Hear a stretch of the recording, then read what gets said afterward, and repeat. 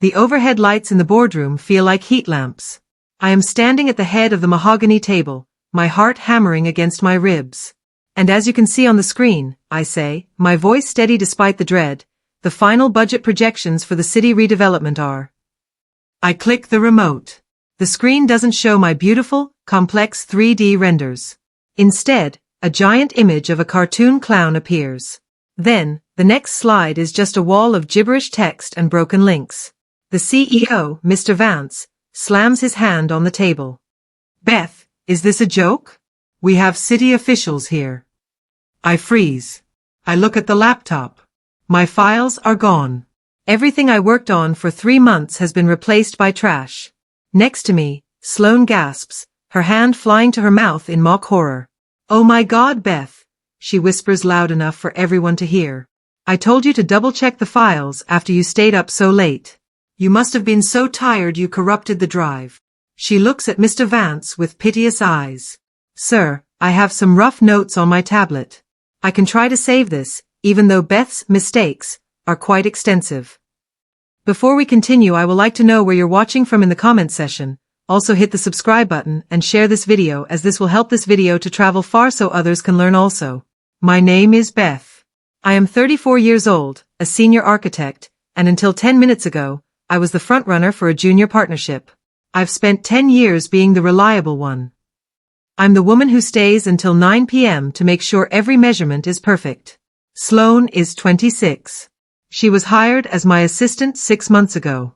She has blonde hair that never frizzes and a smile that makes people want to give her things. I thought we were friends. I mentored her. I shared my lunch with her. Now, I watch as she steps into my spotlight. She's saving the day with a presentation she claims she put together, just in case. As she speaks, I realize the slides she's using are mine. She didn't just delete my work, she stole it, renamed it, and waited for the perfect moment to execute me in public. The anger is a cold, sharp stone in my throat. The meeting ends in a disaster for me. Mr. Vance doesn't even look at me as he leaves. Sloane, however, gets a firm handshake. As the room clears, Sloane corners me. She looks concerned, but her eyes are dancing. Beth, honey, maybe you should take a few days off? Everyone saw that. It was embarrassing. I did my best to cover for you, but people are talking about your mental state. You stole my drive, Sloane, I say, my voice trembling.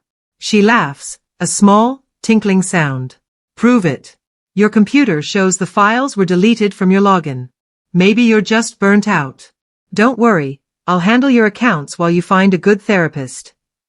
She saunters out, her heels clicking like a countdown. I sit in the silence, ruined. My career is over. Or so she thinks. I go home and sit in my dark living room. I'm ready to pack my bags and move to a different state. I feel small, stupid, and used. Then, I remember. Sloane has a habit of forgetting instructions. To keep myself sane during our planning sessions, I started recording our meetings on my phone so I wouldn't have to repeat myself. I open my voice memos. I find the file from yesterday. Project finalization, 3 hours. I skip to the end. I hear the door chime. That's me leaving to get us coffee. The recording keeps playing. For 5 minutes, there is only the sound of typing. Then, I hear Sloane's voice, clear as a bell. Let's see how you handle a blank screen, Beth, she mutters. I hear the distinct click-click-click of a mouse. Delete. Delete. Empty trash. Perfect. Now, let's move these beauties to my personal cloud. My blood turns to ice, then fire. I have her. The next morning, I walk into the office. I expect to feel shame, but I feel nothing but a calm, focused energy. The office is quiet. People look away when I pass. I'm the clown girl now. The woman who brought clip art to a multi-million-dollar pitch. I see Sloane through the glass walls of my old office. She's already moved her succulent plants onto my desk. She waves at me with a fake, sad pout. I don't scream. I don't confront her. Instead, I sit at my new, smaller desk in the cubicle row and open my laptop. I have a new job now. It's not architecture. It's the long game. At 11 a.m., Sloane walks over to my cubicle. She's holding a latte. I bought this for you, Beth. I feel so bad about yesterday. I look up and force my eyes to well up with fake tears. Thank you, Sloane. I don't know what happened. My brain just snapped. She leans in, smelling of expensive perfume and triumph. It happens to the best of us. Honestly, Mr. Vance wanted to fire you this morning, but I talked him out of it. I told him you're going through a lot personally. What did you tell him? I ask, my voice small. Oh, the breakup, the family stress. Just things to make him feel sorry for you so you can keep your insurance. I didn't have a breakup. My family is fine. She's slandering my stability to the CEO. I hit save on the recording app under my desk. I wait until the office is nearly empty. I'm not looking for my lost files. I know they're gone. I'm looking for Sloane's history. I spend hours digging through the public server archives. Sloane hasn't been here long, but she's had 3 mentors before me. I look up their names. All 3 of them left the firm abruptly. I find an old email thread from a woman named Maya. It's a complaint to HR about missing data and stolen credit. The HR response was cold. Sloane has provided evidence of her original work. We suggest you seek professional counseling for your stress. It's a pattern. Sloane isn't just a thief, she's a professional parasite.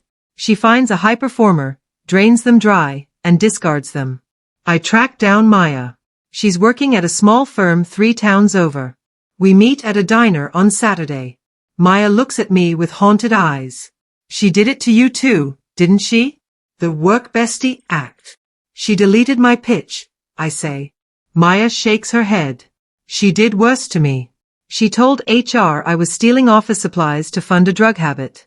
I was so blindsided I just quit to save my reputation. Nobody believed me because she's so charming. I have a recording, Maya, I whisper. Maya's fork stops halfway to her mouth. A slow smile spreads across her face. Then don't just get her fired. Make sure she never works in this industry again. Monday morning, the firm holds a stand-up meeting. Mr. Vance stands in the center of the lobby. As you all know, the city council was impressed by the recovery during the redevelopment pitch, he says. He looks at Sloane. Sloane, your initiative was legendary. Effective immediately, you are being promoted to lead project manager for the waterfront project. The office applauds. Sloane beams, looking like a saint. And Beth, Mr. Vance says, his voice dropping an octave. You will be assisting Sloane. We think it's best if you have less creative pressure while you get your feet back under you. I nod. I understand, sir. I'm happy to support Sloane. Sloane's smile turns predatory. She thinks she owns me. The waterfront project is the biggest contract in the firm's history. It requires deep knowledge of structural integrity and local zoning laws, things Sloane knows nothing about. I start creating a folder on the shared drive. I title it, Waterfront Final Specs, Do Not Open. Inside, I place a series of beautiful, realistic-looking blueprints. But I've hidden poison pills in the math. If someone were to build these, the balconies would collapse, and the zoning would be illegal. It looks perfect to the naked eye, but it's a structural nightmare. I wait. On Tuesday night, the server logs show that someone accessed the folder from Sloane's account. She's taking the bait. For the next 2 weeks, Sloane treats me like a maid. Beth, I need these prints filed by 5. Beth, get me a salad, no dressing. Beth, why isn't the waterfront data updated? I do everything with a smile. I am the perfect, broken assistant. I watch her brag to the other junior architects about her brilliant ideas for the waterfront. She's using every single one of my poison pill designs. I'm also documenting every time she demeans me. Every Beth is losing her mind comment is logged. I am building a mountain of evidence, and she's standing right at the base of it. Sloane gets sloppy. That's the problem with people who win too easily. They stop checking for traps. She calls me into her office. Beth, I'm presenting the waterfront proposal to the city board on Friday. I've already finished the designs, so I don't need your input. Just make sure the catering is set up. Try not to mess that up like you messed up the last one. Of course, Sloane, I say. Your designs look unforgettable. They are, she says, turning back to her mirror to touch up her lipstick. I'm going to be the youngest partner in this firm's history. And you? You'll still be ordering my salads. I need one more thing. I go to the basement to see Marcus, the IT guy. Everyone ignores Marcus, but I've been bringing him high-quality coffee for 3 years. Marcus, I say. I need to know if anyone has been accessing my personal email from an office computer. Marcus types for a minute. He whistles. Yeah. Every day at 8:05 a.m. It's coming from the lead project manager's terminal. That's Sloane's desk, right? Can you print the IP logs and the timestamps? I ask. Beth, this is serious, Marcus says, looking up. This is a felony. I know, I say. I want her to feel the weight of it. It's Thursday night. The office is a hive of activity for the big waterfront presentation tomorrow. Sloane is in the break room, holding court. She's telling a group of interns how she carried me for months out of the kindness of her heart. I walk in and put a hand on her arm. Sloane, can we talk?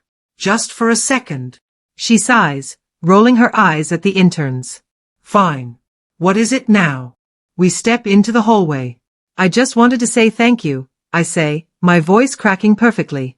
For the promotion. For everything. She laughs. Honestly, Beth, you're pathetic. But you're useful. Just keep staying out of my way, and I'll keep you employed. I click the stop button on the recorder in my pocket. That's the final nail. Friday morning. The city board members are all present. Mr. Vance is there, looking proud. Sloane is wearing a power suit. She looks like a queen. She has her laptop plugged into the big screen. Today, Sloane begins, her voice full of false confidence. I will show you the future of our waterfront. A design that combines beauty with perfect engineering. I am sitting in the back row. I have a tablet in my lap. I am connected to the same wireless display system.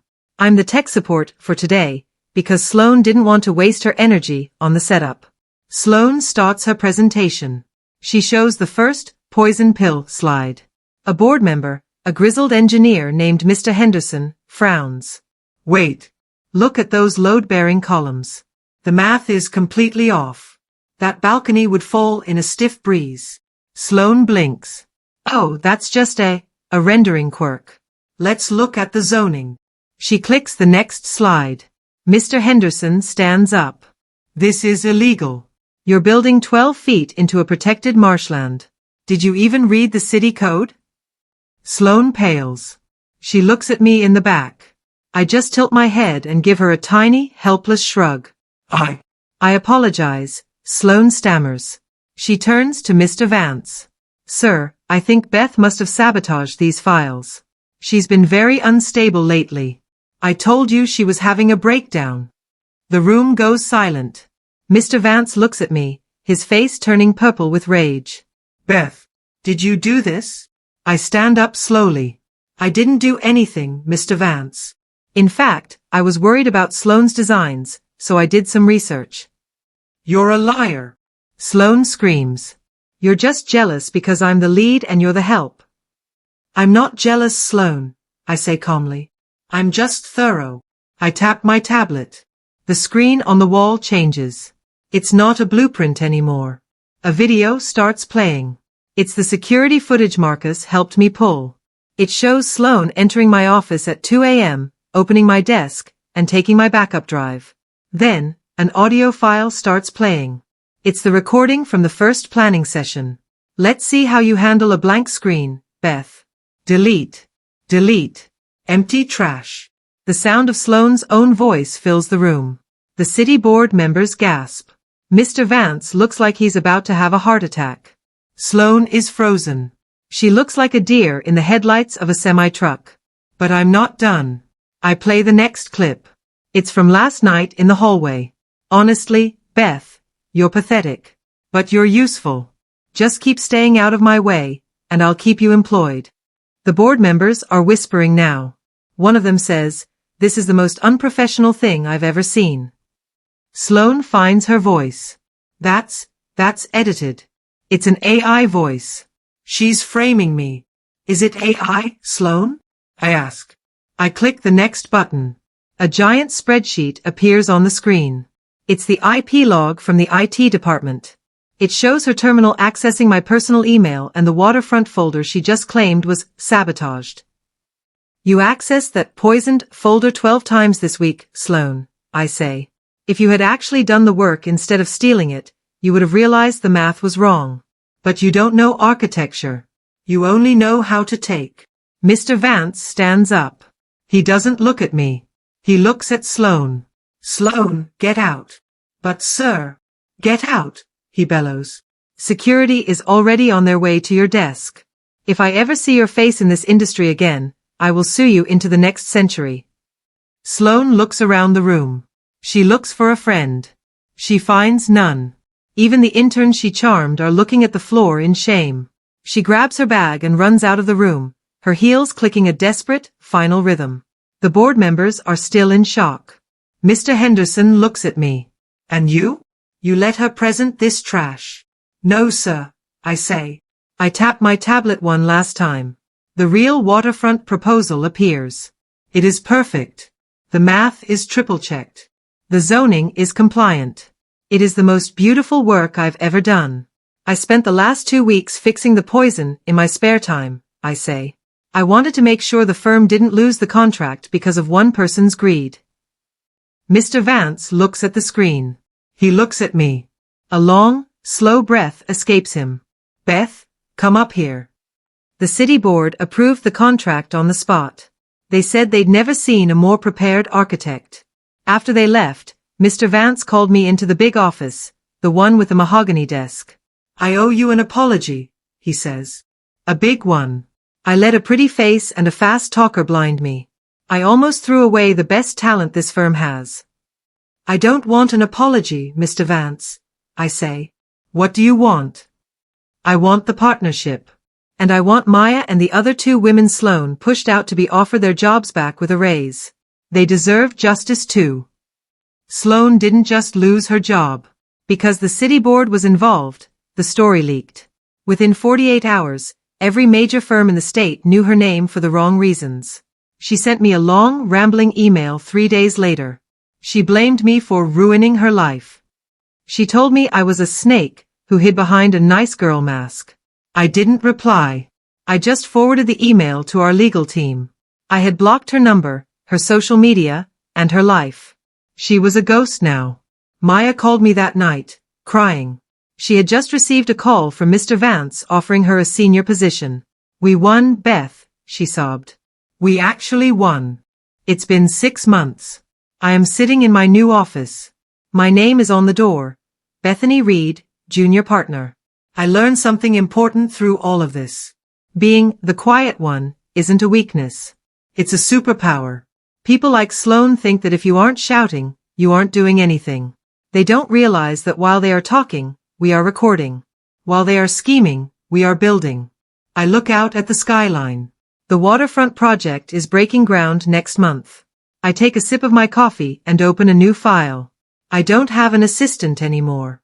I have a team. And the first rule in my department? We document everything. Because the truth doesn't need to shout, it just needs to be kept on record.